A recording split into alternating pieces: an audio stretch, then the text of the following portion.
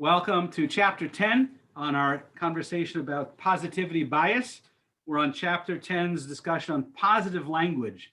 And I want to share an interesting story that the Rebbe talked about when learning inside Chumash. And this was in regards to Noah and the reference to bringing the animals into the ark. And so we have an understanding that when we're learning Torah, learning Chumash, every word is exact. Every letter is exact. There's no superfluous word or letter in Torah. If there's an extra word, it's coming to teach us something different. But everything is exacting. And in the Parsha, it talks about, instead of referring to the non-kosher animals that are being brought out into the ark, the Torah doesn't use the term tameh, impure, but it says loy tahar, those that are not pure. Now, not pure is two words. Tameh is one word. So we've lengthened in it. We've added extra words unnecessarily. We could just say tameh, but the Rebbe was pointing out that how the use of a nicer word, a kinder word, to say loy tahar, loy tameh, instead of saying tameh, we say loy tahar, it's not pure, as a nicer way of saying it. But you could argue, wait a minute, there are plenty of parts in the Torah where it talks about an animal that's being tameh. And the Rebbe draws the point that if we're talking about a point in law, there's no room for ambiguity. We have to be very clear. But when one is telling a narrative, a story, then we should, by all means, use extra words to be able to avoid negative or less sensitive terminology. And so the Rebbe is teaching us that we can always, when possible, we should be using kinder words, more gentle words, and that the language we choose to use makes a real difference. And it shouldn't be surprising, because one of the things we talk about in Chassidus is the very foundation of the world. We go back to Bereshis, the beginning of creation, and it says, Bereshis bara Elokim es hashamayim ve'es haaretz. God, in the beginning, God created heavens and earth. How did He create? How did God create the world? Yeah. God said, "Let there be light," and there's light. Dibur, speech, is the act of creation. So creation, all of creation here in our world, is from the words of God. The word of God creates the world. And so words are very critical. They're very important. And those words are created from the oisios, the letters that make up the words. And in Chassidus, we'll talk about the difference between the oisios of speech versus the oisios of thought, the letters of thought. They're less refined. They're more refined when they're inside our thoughts. But then, we have thousands and thousands of thoughts. When we speak, they're becoming more, I want to say the word gross, but that's not the most refined term to use, right? But they become more concrete as we start to speak. And so this is the whole concept of God's creation of the world, is through God's speech. And God continues to create the world through His speech. And so it shouldn't be a surprise how critical our words really are, and how important it is to choose our words carefully when we want to express something. And that's the chapter here. We're talking about the importance of choosing our words very wisely, because these are the words of creation itself. One of the examples that he uses in Genesis, I really feel that was written so that man would understand how God created the universe and the world, versus how He may have actually expressed Himself and how long it actually took, because to Him, what's a day? Yeah, part of creation. Time and space are just constructs within creation. Yeah, absolutely. But to choose our words carefully as He creates it. And that example that is brought here, that Rebbe disliked the word deadline. because of the terminology that's used. He would rather prefer a due date. A due date is more reminiscent of things like pregnancy and birth. Versus a deadline. Yeah, I remember that in the chapter. Yeah.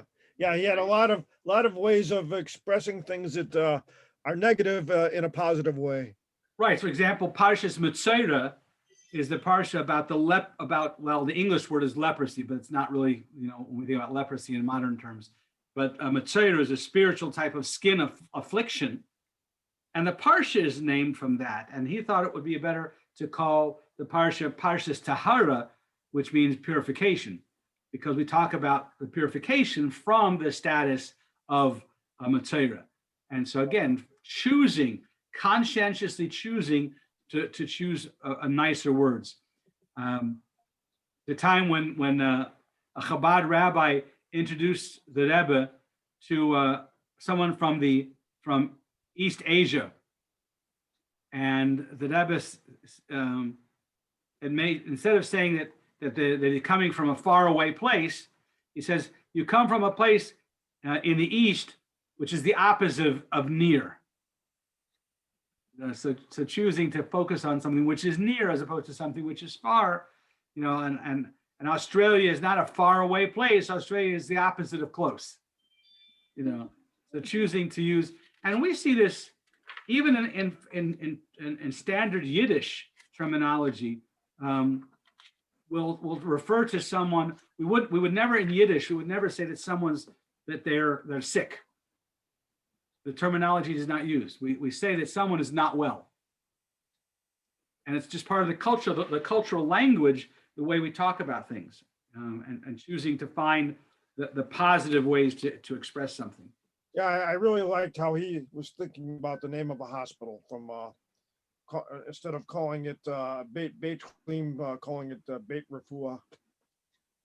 That was I like the concept, house of healing versus house of sick. That's what you referred to as the people working in the house of the sick. Yeah, absolutely. Yeah. So we want to always looking people in the hospital take great pride in sending the people home. So absolutely. One of the 13 articles of faith is the belief in the eventual coming of Mashiach. And there's a well-known melody sung to the words, to those words about coming Mashiach coming. However, when the Rebbe would sing the melody, the familiar melody, he would not say the phrase that's part of the tune, that even though he may tarry, I await his coming every day, referring to Mashiach. Even though he may take longer, I await his coming every day. The Rebbe would not utter that phrase. He wouldn't use that phrase of even though he may tarry. And he would focus on the positive of Mashiach's coming not being delayed. He wouldn't even bring it up in articles of speech. Do you remember? Pardon? Is that in the chapter? Yeah. How did I don't remember it. Almost the last part. 3 paragraphs from the end, 3 or 4 paragraphs from the end. Are you familiar with an old Jewish magician, Houdini? So what was his code word for magic? That I could not tell you. You'll recognize it when I say it. Abracadabra? Yes. So where does that come from? I don't know. His father was either a rabbi or a cantor, but he was certainly a learned individual, his father. And the words are actually Aramaic words from the Talmud. He took some Aramaic words from the Talmud. Abara, kudabara, means I create through my speech. I create with my words. Really? Abracadabra means I create through my words. Abara kudabara is the Aramaic. He made it anglicized it and say abracadabra. Ta-da! Wow. I have a magician in my synagogue who's He's one of the Gabbai. I'm gonna have to ask him about that. Yeah. It is no accident that the Hebrew word davar, which means word, is the root of the Hebrew words for speech, to speak and speech, but also for thing. The relationship between words and things is very close, and it can be said that words actually manifest things. Our words actually create a reality. And so certainly, we've talked about the horrific potential of words. We can also focus on the positive sense of words, is that by speaking good words and bringing out good things about people and choosing to always say the positive, that can actually manifest good things in the people and of course in ourselves as well. So obviously the Rebbe knew down deep that if the children of God were to improve themselves, if Bnei Yisrael, the Jewish people, would improve ourselves, language would have to reflect and demonstrate a commitment to elevating ourselves to a higher standard. So as we finish off the chapter, I'm wondering if you have any examples of positive speech and a difference it can make. What's that? I'm wondering if you have any examples from personal experience about positive speech and the difference it can make.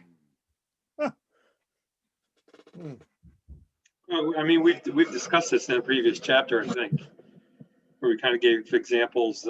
Each of us have been in a position where we've had to provide evaluations for people or try to attempt to provide constructive criticism, and you don't lead off with the negative thing that you're trying to correct or improve. You want to point out the positive things that this person does, this individual does, and then in some nice way bring up the thing that you're trying to correct or critique. If you lead off with the negative thing, they will shut off and not hear anything else that you've got to say. Right. Yeah, I've used that in police work. I would tell some of the officers, yeah, that worked. Let me give you an idea of how you can do this better and quicker in the future. Yeah. I don't know if that was really finding positive ways to say it can make a huge difference. And you can get their buy-in as well because you're saying in a positive, constructive way. I always used to say there were 30 ways to do almost about everything. There's we used to joke about the right way, the wrong way, and the department way. The department way is way south of the wrong way. So, and then in medicine, the concept extends as well to hope. When you're trying to treat people who have a bad condition, you don't want to take away their hope. You don't want to get into the negative aspects. I've noticed You that start about off a conversation by saying, "Hey, you only have a year left to live, tops." That's not the way to start the conversation. Because anything else, I would tell my trainees, if you drop that atom bomb, what I refer to as the atom bomb, on the first sentence, they'll destroy anything else that you've got to say to them about treatment options or anything else. So again, it's a concept of criticism that we talked about earlier, but also I think when you're taking care of people, hope cannot eliminate their hope. So hope and positivity go hand in hand. Yeah, you have to provide that opportunity for hope, finding the words that express the hope, and then minimizing. I mean, you still have to tell the truth. There are times like we have to say the word tuma, impure, because it's absolutely required. But there are other times when not necessarily we have to say it. We can avoid and find more pleasant ways of bringing the topic up. So always a tough call, but conscientiousness of that path. So I spent 30 years dealing with the opposite of Yetzer Hatov.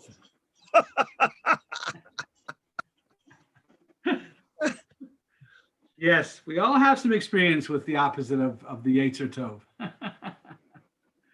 We absolutely do. Very good. Well, thank you for joining our conversation for today. We're going to be having the next chapter, chapter 11, is going to be the concept of positivity is a choice. It's a choice that we can make. And we'll talk about that next time.